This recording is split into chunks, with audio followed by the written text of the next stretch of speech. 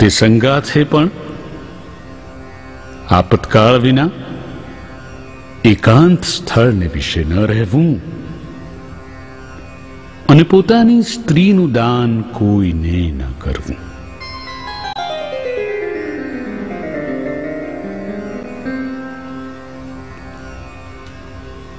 અને જે સ્ત્રીને કોઈ પ્રકારના વ્યવહારે કરીને રાજાનો પ્રસંગ હોય તેવી સ્ત્રીનો જે પ્રસંગ તે કોઈ પ્રકારે પણ ન જ કરવો.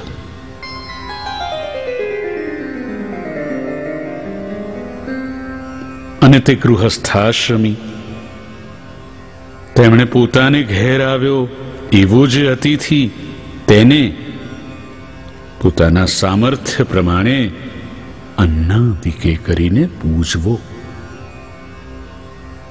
અને વળી હોમાદિક જે દેવકર્મ અને શ્રદ્ધાદિક જે પિતૃકર્મ તે પોતાના સામર્થ્ય પ્રમાણે યથાવિધિ જેમ ઘટે તેમ કરવું.